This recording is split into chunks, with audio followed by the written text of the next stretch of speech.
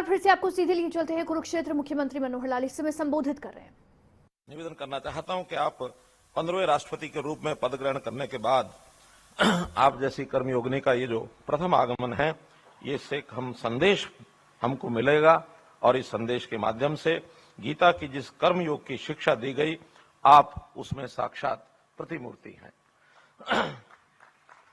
आपके कर्म के बल पर ही सादे और साधारण परिवार में जन्म लेकर आपने असाधारण सफलताएं अर्जित की हैं।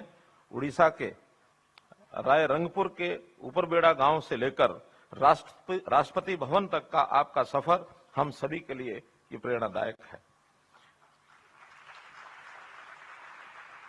आप जिस पृष्ठभूमि से आती हैं, वहां प्रारंभिक शिक्षा प्राप्त करना भी एक सपने के समान था, परंतु अनेक बाधाओं के बावजूद आपका संकल्प दृढ़ रहा और आप कॉलेज जाने वाली अपने गांव की पहली बेटी बनी। आपका राष्ट्रपति बनना इस बात का प्रमाण है कि भारत में गरीब सपने देख भी सकता है और उन्हें पूरा भी कर सकता है। सदियों से वंचित रहे, विकास के लाभ से दूर रहे गरीब, दलित, पिछड़े तथा आदिवासी आप में अपना प्रतिबिंब देखते हैं। महोदया, आप देश के गरीबों, कमजोर वर्गों और दबे पिछड़ों की सच्ची पैकार हैं।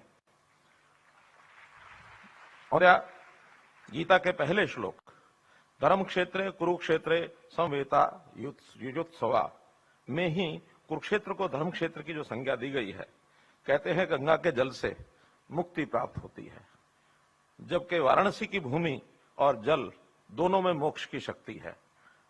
और यदि हम कुरुक्षेत्र की बात करें तो कुरुक्षेत्र के जल, थल और वायु तीनों ही मुक्ति प्रदाता हैं। यह भी मान्यता है कि यदि कोई व्यक्ति कुरुक्षेत्र में निवास करने की इच्छा रखता हो तो इच्छा मात्र से भी उसे मुक्ति मिल जाती है। वैभव, समृद्धि, ज्ञान और धन धान्य से भरपूर इसी धरा पर प्राचीन भारतीय सभ्यता फली फूली। पावन सरस्वती के तट पर वेदों, उपनिषदों और पुराणों की रचना हुई। सम्राट हर्षवर्धन की वैभवशाली राजधानी स्थानेश्वर भी यहीं पर थी, जिसे अब थानेसर कहा जाता है। कुरुक्षेत्र की इस महत्ता को जानते हुए भगवान श्री कृष्ण ने इसे महाभारत के युद्ध के लिए चुना था। उन्होंने मोहग्रस्त अर्जुन को कर्म योग का दिव्य संदेश ये दिया था, जो आज भी मानव मात्र के लिए प्रेरणा स्रोत है। मैं इस मोक्षदायिनी धरा पर आपका पुनः अभिनंदन करता हूं। आज आप प्रदेश की 3 नई परियोजनाओं की सौगात भी वो हमको देंगे। आपने अपने करकमलों से मुख्यमंत्री स्वास्थ्य सर्वेक्षण योजना का शुभारंभ करेंगे। इस योजना का उद्देश्य गरीब और वंचित परिवारों को प्रारंभिक चरण में 25 से अधिक मानकों पर वार्षिक स्वास्थ्य जांच की सुविधा ये मुहैया करवाना इसका उद्देश्य है।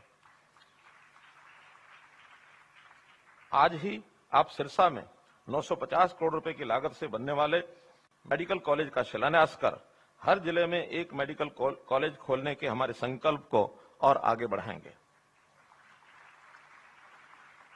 आज ही आप हरियाणा में संचालित सभी सार्वजनिक सड़क परिवहन सुविधाओं में ई टिकटिंग का भी शुभारंभ करेंगे।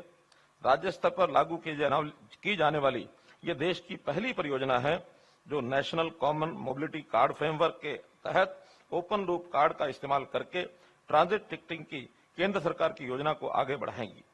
इन परियोजनाओं के शुभारंभ के लिए मैं आपका हार्दिक आभार प्रकट करता हूं।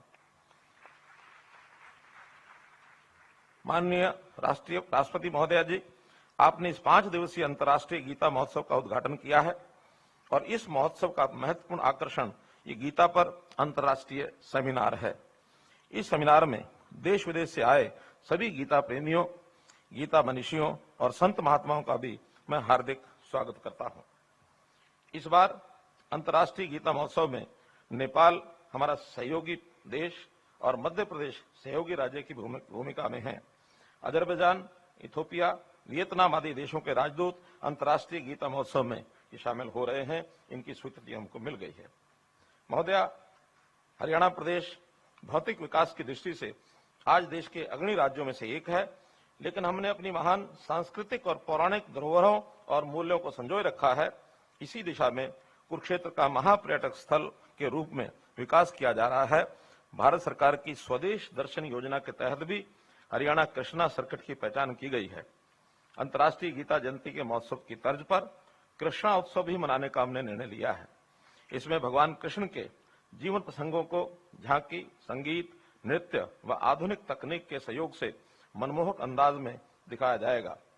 बच्चों में स्कूल के समय से ही कर्म के संस्कार पैदा करने के लिए गीता के अध्याय स्कूली पाठ्यक्रम में पढ़ाए जाते हैं। कहने का भाव यह है कि हम निरंतर प्रयासरत हैं कि हमारी महान संस्कृति के महान जीवन मूल्य नई पीढ़ियों में निरंतर प्रवाहित होते रहें।